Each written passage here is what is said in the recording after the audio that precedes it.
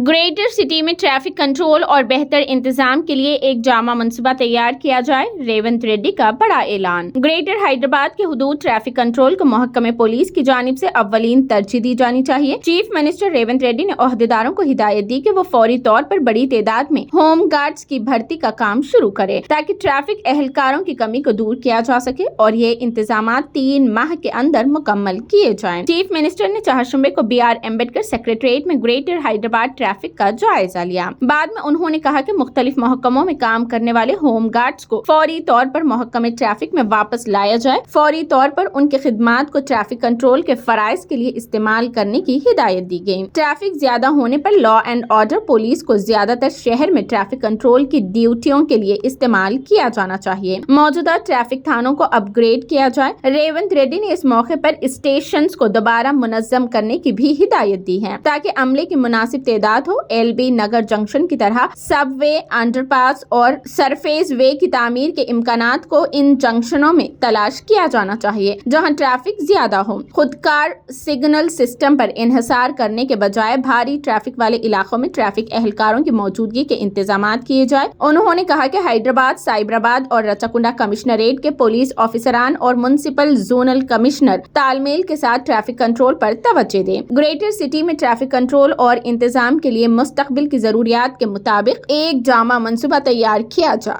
ओहदेदारों को हिदायत दी गई है कि वो कंसल्टेंसियों को जिम्मेदारियां सौंप कर स्टडी करें।